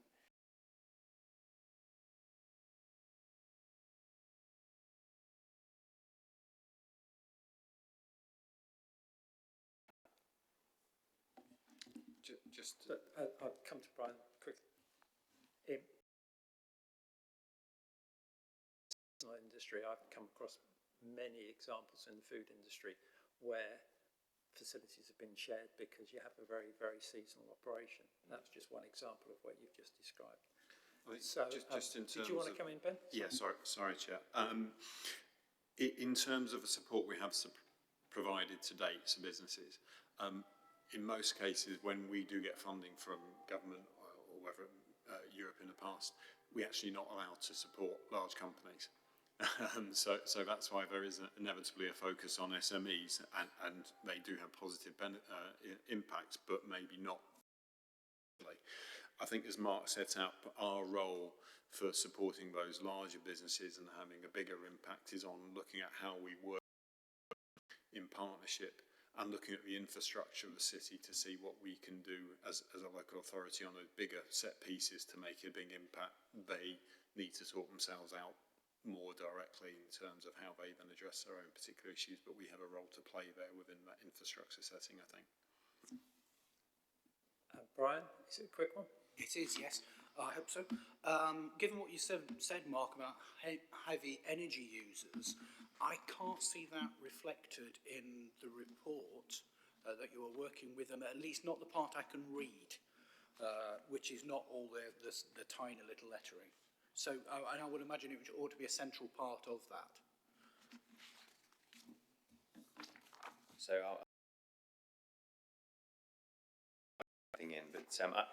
I think that there's, because the table on the back of on page 132 has the activity that's linked to the work programme.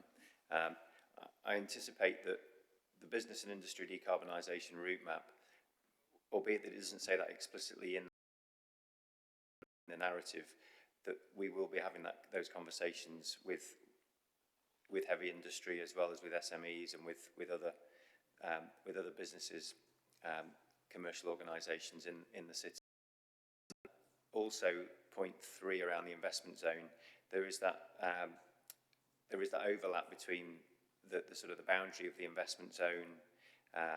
Also, some work that we're undertaking at the moment with the Department for Energy Security and Net Zero on the heat zoning pilot and the advanced zoning pilot as an advanced zoning programme, where potential for things like waste heat use in the Lower Don Valley from some of those industrial heavy energy users. Again, that sort of overlap with the investment zone. So I'd anticipate that would be potentially included. Could you explicitly draw that out? Because otherwise we can't be seeing how you're being successful and in what ways you're being successful. So unless it's actually drawn out. Could you do that? I'll consult with Ben around how we reword this and then whether we need to bring it around the loop again for approval, but we can make sure there's something in to that effect. Yes, thank you. I've got another slight suggestion, but colleagues, we have a recommendations in front of us that just need to read out. So the recommendation is on the back of the decision taken by the S&R Policy Committee back in December. The Economic Development, Skills and Culture Committee is recommended to A, consider and, if not previously agree with or without amendments, their respective statement to ensure that the proposed actions contained in such a statement are reflected in their work programme. B, agree to the development of a monitoring process which will be presented to the committee for consideration in June. And I wonder whether we could modify or add another recommendation, listening to the conversations we've just had, point C, to review what other measures the committee could take to support or encourage further reduction in emissions from business and industry. That kind of encompasses the comments we've been making, and maybe bring that back, thoughts with that, late autumn or something like that, 6 months' time? Well, I think in the context of the second recommendation about monitoring the activity, then maybe that's a starting point for a further discussion with committee members. I saw a couple of nods of heads and a thumbs up, so would that be agreed, colleagues? Officers, you happy with that? Then that's agreed. Thank you very much.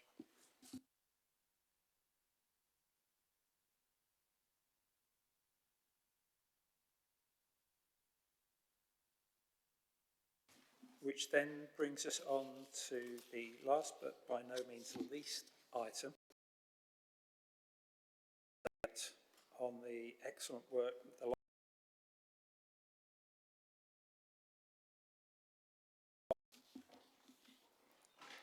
with Richard. No pressure there, Richard.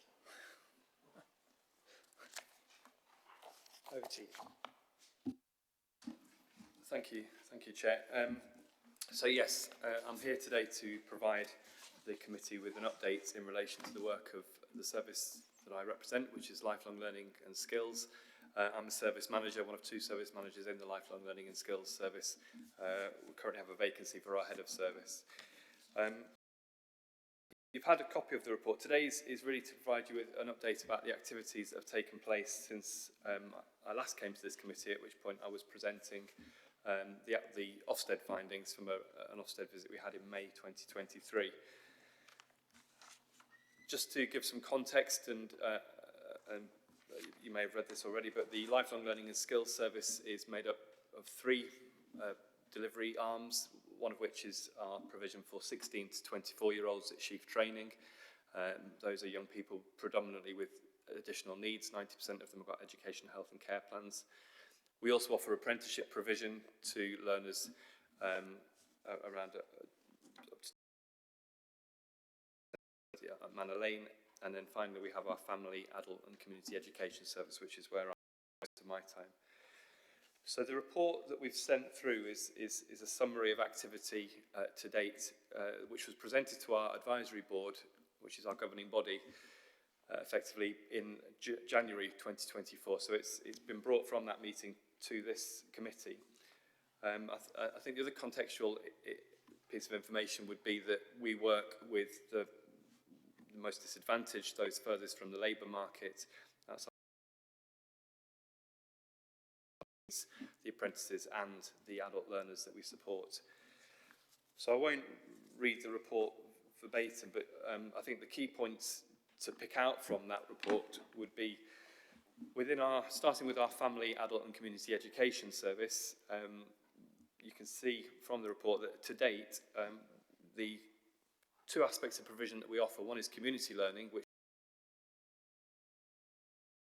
being adult learning. Both of those are on track in terms of the national averages and our own targets, such as the retention of learners, their attendance within our provision, and our predictions.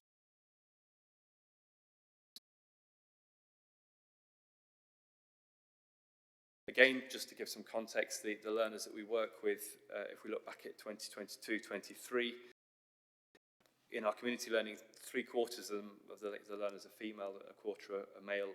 It's slightly more equal in our adult skills. And there's a range of people that we work with. A lot of the people we work with are newly arrived or have limited English skills, so we're offering them the opportunity to develop both their English skills, but then their mathematics skills, their digital skills, and hopefully moving people towards the workplace. That's ultimately our aim. There's some figures there around our recruitment to date. We feel we're on track to meet our targets that South Yorkshire's Mayoral Combined Authority have set us. This information was in December. The numbers have inevitably gone up because we're now in February. And the other point to make there is that we've seen a good increase in our community learning numbers. We'd seen that really tail off certainly during COVID, and it struggled to recover post-COVID. But at this point in the year, we are 66% up on where we were last year, so we're seeing a healthy growth there. And what that means is that those learners that come to us to do community learning can then move into the adult skills and qualification-based provision, and then ultimately towards work. So there's a sort of a conveyor belt, a throughput, a pathway for learners to follow. We also do a lot of family learning, so there's lots of links with parents and working with schools and working with the newly developed family hubs in the city, which is a national initiative. So we're working closely with them. And because of our position in terms of our learning, the green curriculum that we offer, it isn't necessarily at the level of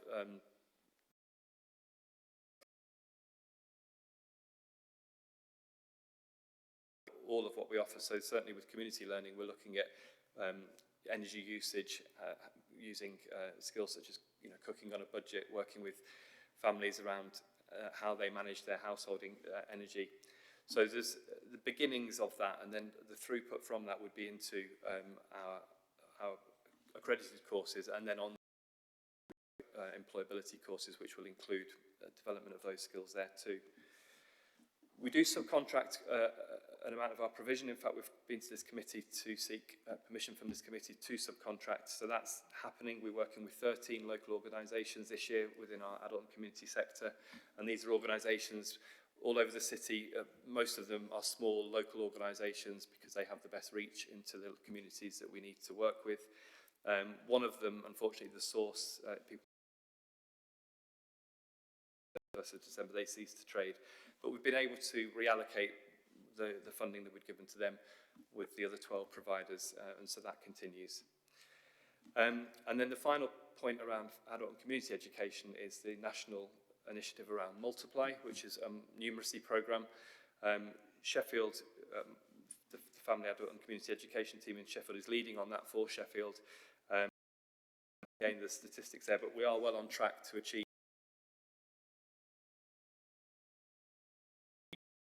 at the start of that contract. Indeed, we've picked up some additional work and we're able to deliver that for the residents of Sheffield, where it wasn't able to be delivered for some of the other authorities in our region. So that continues, and indeed we're preparing for the third year, the final year of the Multiply programme. Multiply unusually in academic years. So year 3 begins at the start of April. We've got 13 providers ready to work with us there. And then briefly touch on the apprenticeship programmes that we deliver within lifelong learning and skills. Again, we're on track for the targets we set around learner recruitment. Our attendance and achievement data in this area is slightly lower than in other aspects of our provision, but is some way above the national average, so we're pleased about that. And obviously what we want to do is see that provision grow both within this year and in some information in the report that you will have read around how that is panning out this year. One thing we're particularly pleased with is our first-time pass rate for our apprentices, albeit at the time of writing this only 25 had finished their apprenticeship within this academic year, but 96% of those people had passed first time, and as you can see, a number of those had passed with merits and distinctions. We offer quite a bit of learning support to our apprentices as well. Again, the cohort that we work with has a range of needs, so we've got specific staff and people involved in providing a good proportion of those learners with support. And then the final thing to draw attention to relates to the provision at Sheaf Training, which is our high needs centre for 16 to 24-year-olds. It's a 16 to 19 study programme, but because of young people with additional needs having education, health and care plans, it goes up to 20. We are slightly down on the previous year. Our attendance figure isn't quite where we want it to be, but there is explanation in here. We are, again, reaching some of the most disadvantaged young people in the city. Some of those have real challenges around attendance, whether that be physical needs or mental health issues or circumstantial issues in their home environment. So, well, we persist in making sure that they're given every chance to succeed in the centre, but it does, in this instance, have an impact on our attendance in some cases. We're hopeful that once we get those young people into centre, that attendance figure will rise. So we currently have 165, it says 161 here, it's now 165 learners within Sheaf Training. And again, with a bit of context, in 2019, just before the pandemic, we were working with 75 learners. So we've seen that grow significantly in recent years. And again, the spread of learners from both an ethnicity point of view and a gender point of view and other characteristics is quite broad. It's certainly, Sheaf Training is over near the Northern General Hospital, but it doesn't reach that community, it reaches the whole of the city. And one of the key aspects that I'll draw out just before I finish is trying to ensure that the young people at Sheaf who are disadvantaged have the best opportunities to go into the workplace and into be an active citizen within Sheffield. That's really the goal. And so we're trying to establish much better young people coming out of Sheaf into an apprenticeship programme, learning provision that I support, or again into other options around the city. So that's a developing link, and that's something that I hope to be able to update the committee on as time goes by in terms of destinations of learners. So I'll leave that there for now and take questions. Thank you. Several people indicating, but I'm going to do Chair's prerogative. Mindful of the challenges that you described at Chief, we're working with the young people there. I've been there. It's a fantastic facility. They work incredibly hard. The thing that jumps out at me is the headline in-year performance for both the Family Community and Education Service and apprentices. Your results in every metric are above the national average. So you guys are doing a good job helping our young people. It's a trite thing, but they are our future. So I'll go to Laura and then I think Brian.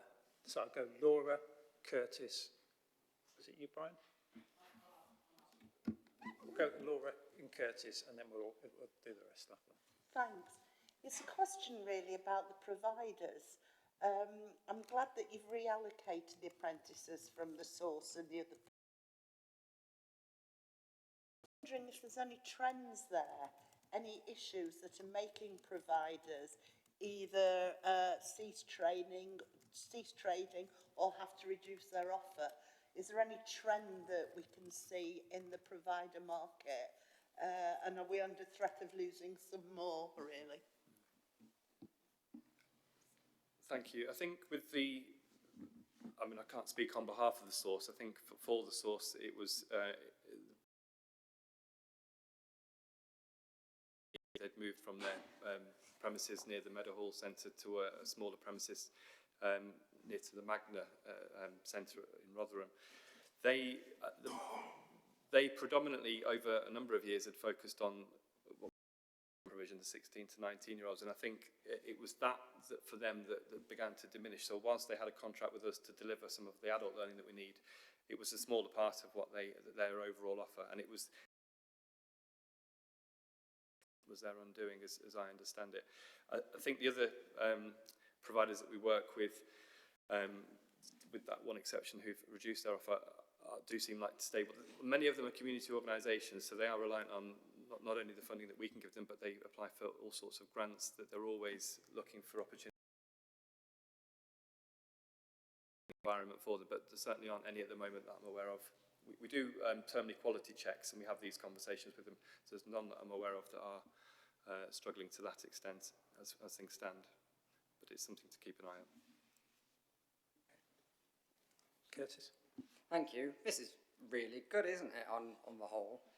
The numbers look really good. And anecdotally, so we had a cost of living fair at Crystal Peaks Shopping Centre a few weeks ago, and we had a stall from Multiply. And it was really good as a committee member, actually, to see, to kind of hear from the people on the ground going, and he was saying how much of an impact it is having on people and how, basically what the numbers are saying about how well it's going. So I've got a question about the students and whether there is scope for us to get any sort of anecdote. I think it's going, because numbers tell part of the story, and it'd be really good to hear from the actual people who are and it would also be interesting to see the numbers broken down by LAC or ward, if that's possible, the number of students by ward as well. But on the whole, well done for this, because it is making a difference to people's lives. Thank you. Yes, the event at Crystal Peaks, that was a member of our team that was there that I assume that you met, and I agree. I think those are the events that bring to life, perspective at least, from what's happening in terms of numeric numbers of learners. And the links that we're trying to make with the cost of living teams in the council and other services are really coming to fruition now. We're hopefully seeing people that are struggling financially using courses to further their own situations. I can go back and try and get numbers by ward or by LAC, so I'll make that as a note for myself. In terms of the feedback, we do regularly, as part of our process, ask learners to give us their feedback. So more than anecdotally, we have got some data we could provide on that. And I think the most telling feedback that we get can come in the case studies that we can produce. So part of our contract with Simca is that we provide a couple of case studies every month, and I can certainly share a couple of case studies if that would be useful. And the final thing that really does bring it to life, at the end of year one, we had a celebration event for what was quite a short year, because the funding only came to us in January. We'll be having another one of those in April, and any committee member would be welcome to join us at that, because the previous one, we had quite moving and profound statements made by a couple of learners that attended about the impact that the programme had on them, and I'm hopeful we'll have something similar this time as well. Great, thank you. Then, final question, is it Brian or Henry, or both of you? Thank you, Chair. Very quick one, thank you. Target enrolments for FACES is 2010 for 23-24. And it says that the 22-23 total was 2,462 enrolments. How come the target's only 3/4 of last year's total delivery? Oh no, sorry, 4/5. Yeah. The total for last year was the combined. The target for this year is actually just shy of 3,000. Oh, right. Yeah, so it has gone up slightly, but actually I'm hoping we'll exceed that. But yeah, well spotted. Thank you. Yes. Richard, thank you. I'm looking on the equality impact assessment. Do you gather information from people and suggestions of what they would like to do other than the courses that you offer? So there's a very clear focus here on English, maths, but so you did a survey in March 2022, but was there a question on there that asked for other than that? Because I've said this before, and you know that.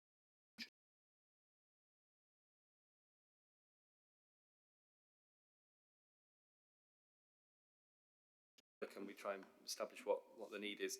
That is certainly something we're looking to try and develop all the time. What is it that people actually need? So you're right, and I know we've discussed this before, that our offer deliberately over recent years has become more focused than it might have been previously, and there was lots of what would have been termed leisure learning in terms of community learning that doesn't exist in our offer currently.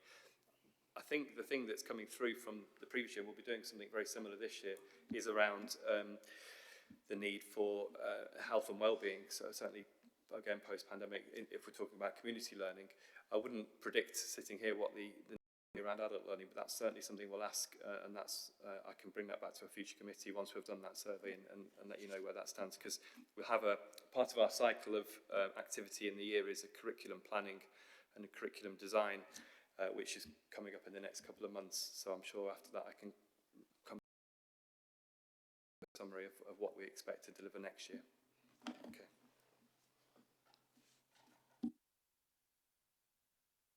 Thank you. I'm not seeing anybody else indicating. So thank you very much for the presentation, Richard. Colleagues, we have a recommendation. The content of the report, and note that the officers will provide us with updates to ensure the activities of the service are appropriately shared to demonstrate performance.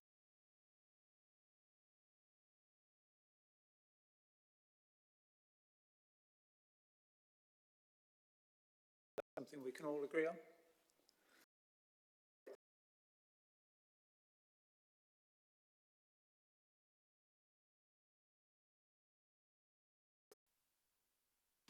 Colleagues, that brings us to the end of the meeting, unless I've missed anything out, Amanda.